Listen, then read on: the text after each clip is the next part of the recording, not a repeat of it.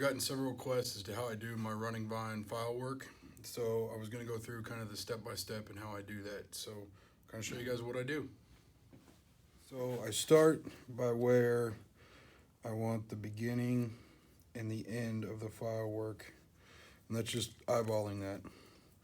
Then what I'm going to do is take one side and measure 1/2 inch increments and mark those on the blade. So go every 1/2 inch. You can do whatever spacing you actually want to do, but I've just found 1/2 inch works best. Then I'm going to alternate by 1/4 inch on the other side, and then go down every 1/2 inch increment so that the other side is directly in the middle of the ones I just placed. Okay, got those marked out. All right, now I'm going to take chainsaw file and go at roughly a 45-degree angle on my marks and cut these in. What I try and do is get the file work, or get this rounded part here to roughly the center of the blade. Again, this is all by hand, so nothing's going to be perfect. So just go down the line here, do each one. The key is to get started in the right spot. Then you can kind of go at it full bore.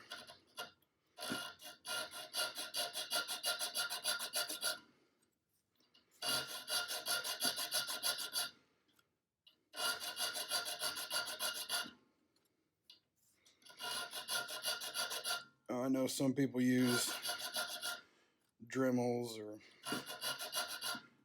some crap like that.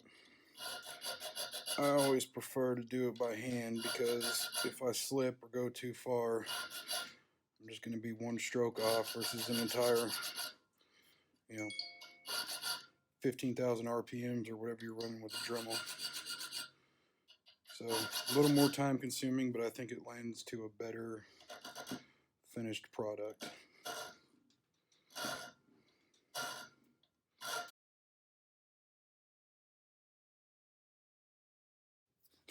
The spacing in here, I marked it every 1/2 inch, but there's going to be a little walking in the file no matter how hard I try and hold it in there. There's two schools of thought. Either it looks absolutely shitty, or I kind of actually like it when it's not exact, because the idea of this is a running vine, so it actually gives it a more natural appearance, maybe. I don't know, but I actually like when there's like, obviously this spacing here is greater than this spacing here. I didn't actually mean to do that, but I just kind of work with it, and I think it adds some character to it. Alright, so that side is done. So now I'm going to look, make sure they're all roughly the same distance. Need to move that one a little bit more.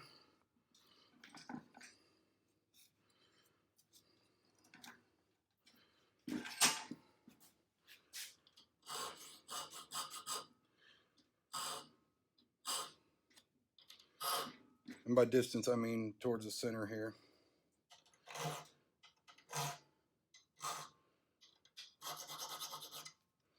Okay, now we do the other side. So now we start the task of the other side. I know, uber exciting.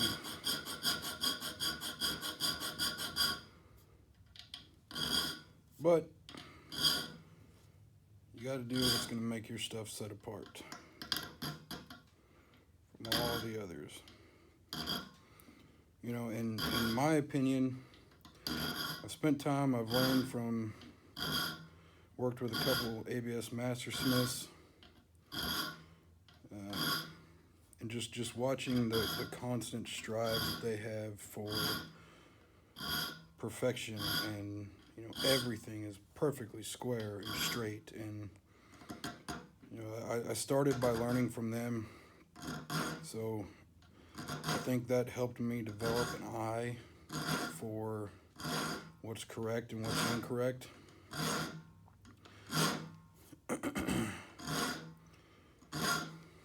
And I've kind of always tried to keep that in the back of my mind. Now that doesn't mean I haven't produced some pretty shitty stuff, but we're all going to do that in your period of learning.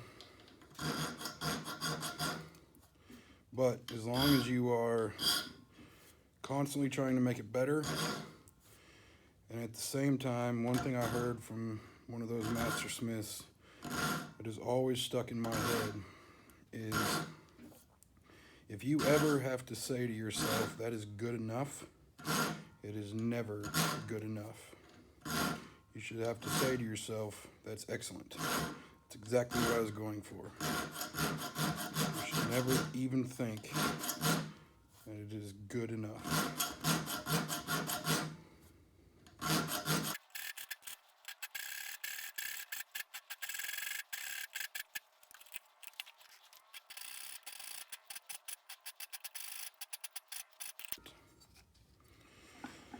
So now we've got those cut in. So now what I'm going to do is I want the vine pattern to go this way. So every of these little half circles I put in, I'm going to put a hash mark on the back side of these half circles. Just as kind of my indicator of where I'm going to file that. On the very last piece, I finish with one of these. I'll show y'all what I'm talking about. So each side, I put hash marks as my file guide. Well, I don't know if it's a file guide, it is my marking point. Okay. Now, take a triangle file, and I like to start almost perpendicular to the blade, but not quite, on that hash mark. Cut this in. Be sure you use only the point.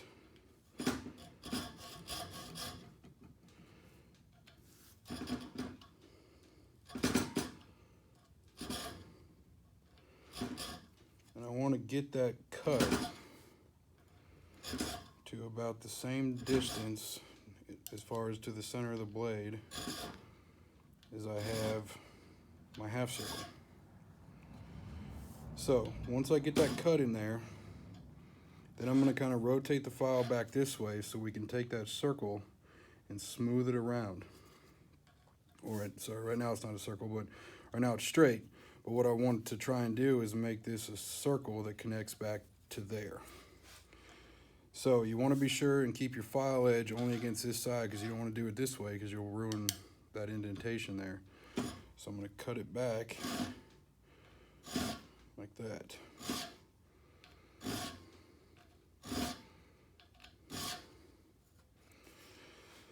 So, and again, just go down the line and do that.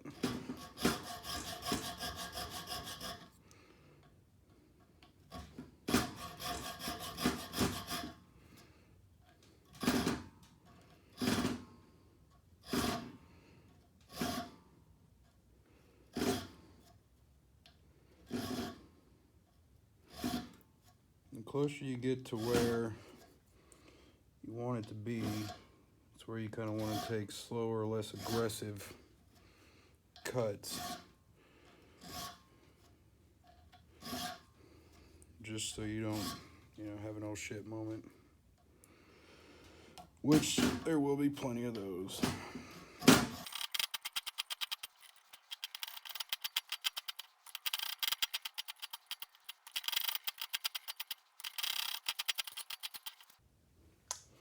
So on this last one here, you saw I've kind of been sweeping these back with each one.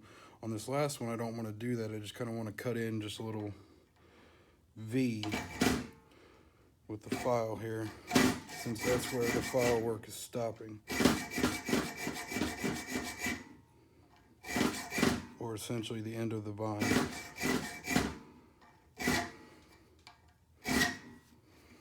Okay. Now, I'm just gonna look and see if I can kind of sweep some more of these back, which, I don't know. A lot of times I get to feel good that I'm doing something, but I'm more, I mean, what is that really doing? I don't know. But, makes you feel good, so. You feel like you're accomplishing something anyways.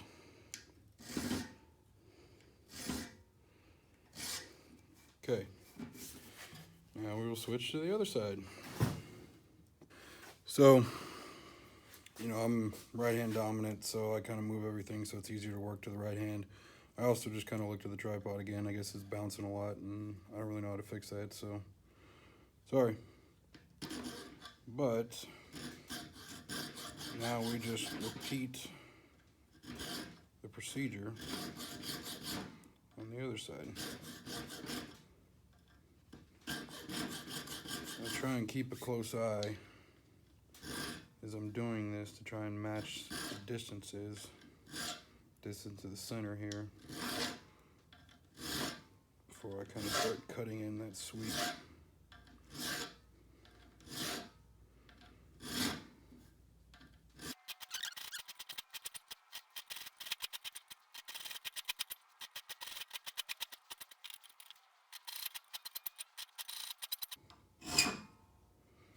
Alright, so again on the end here, I just want to do this straight cut and not swoop anything back.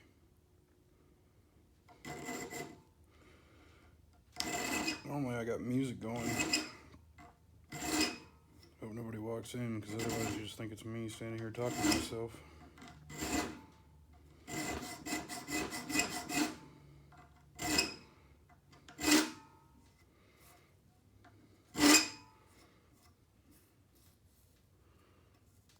Okay, so those look pretty well cut in the way that I want them.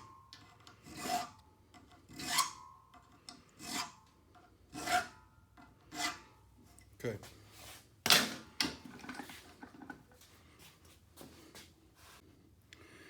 So now you can kind of see what the pattern is going to look like. So what we're going to do is, especially in these areas right here, we'll see that half circle kind of comes to a point. Now I want to try and feather that part in so that this is just one kind of circular piece, I guess. Because right now, this comes to a point right here, for example. Sorry, trying to make it so you guys can see it. It comes to a point right here, and we want this to be like a continual sweep on all of these. I haven't really honestly found the file that works kind of best for this. So I just use a mixture of whatever. But now, like I said, we're going to take these and kind of feather these half circles in so that it's kind of a rounded section to where we were doing this with the triangle file. And here you want to be careful because you don't want to take too much, then it can look a little wonky. But you just want to feather those in. So I try and use a combination of a smaller triangle file and the chainsaw file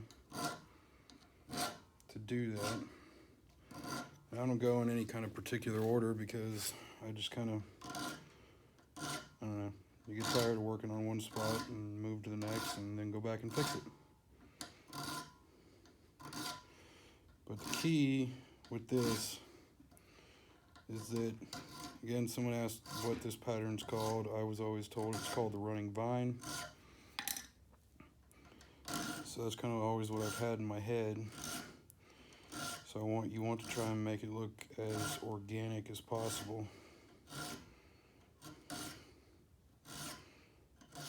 So obviously, you know, nothing in nature has these sharp corners, right angles, whatever.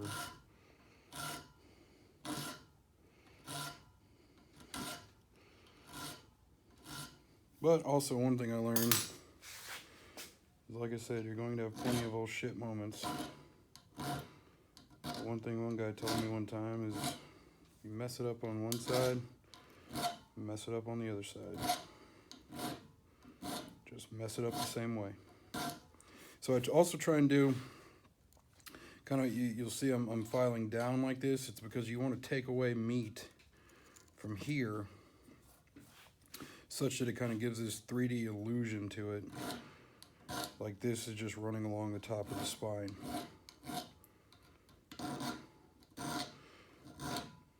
You know, and in order to, there's several additional flares you can do to this. I've done both of these, the ones that I actually prefer. Well, let me take a step back. What you can do is you can take a torch and color this to a, you know, a gold, purple, whatever you're wanting to do. And then you just, you know, fuzz the top there with a high grip belt, and it'll leave these low spots colored. So that looks pretty cool. But another little tip I picked up from somebody is, depending on what color scales you're using, I use a lot of black G10 liners. So I will use black, not food coloring, but coloring in with the epoxy. Then you fill that in, then you just wipe the top with acetone, and what it does is it fills in all these little holes with black epoxy. So then actually all that you see is just this top part here of your file work. I think it looks pretty damn slick. So that's what I usually do the most. I try and add file work to most of the knives, just because, I mean, you know, we're trying to make custom knives here. And I don't know about you guys, but I've never been to Walmart and seen a knife with running vine file work added to it. So definitely put it on the high dollar knives, and then I'll even put it on some of the, you know, less expensive camp knives or whatever it is that they're wanting, just because every customer should get the same effort, whether they're spending $200 or $1,000 on a knife. The quality will be there. You know, I've got, this is another camp knife I'm working on where I did that same pattern, but it's just going to look so cool with those scales tied in there.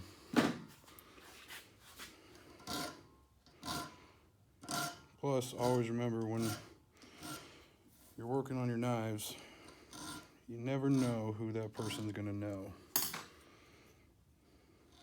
So something that you think they might not ever see, you know, depending on if you know them or not, it might be true. They might know somebody who's gonna know, and you don't want them talking shit about your product.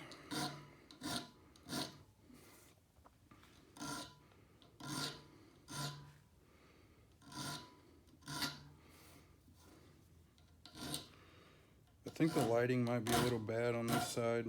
Sorry. I'll try and go through the other side. I realize there's a short attention span with videos, so feel free to fast forward it.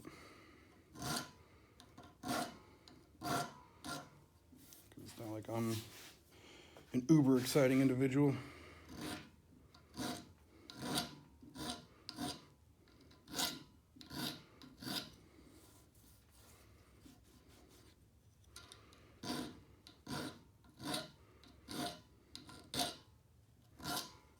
Okay, I think I've got that. Most of those rough edges kind of taken out. There's a couple. I'm sure any of you guys that are making knives are well aware that lighting matters, so try and look at it from so many different angles to catch something that you might not see in the current position that you're standing in.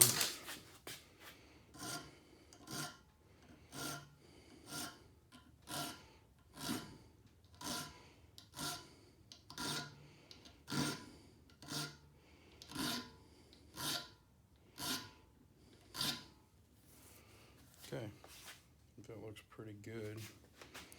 A few more areas I want to touch up. One thing too, when you're doing this, it's like you can I don't know if you can see it, but you kind of start to see how it reflects the light where you don't have a consistent filing. So I try and fix that just so that doesn't ever show up, you know, at a later point where you see these different peaks and valleys just because of your file. You're never going to fix it all, so again, that's why you try and hide some of it with the coloring or the epoxy.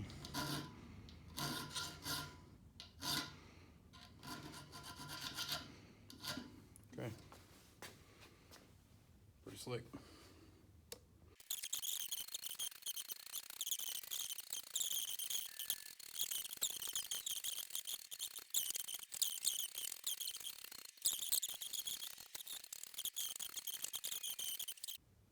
So I'll try and get a few different angles here, but you can kind of see what I'm talking about how it starts to look a little bit more organic as you flow through here.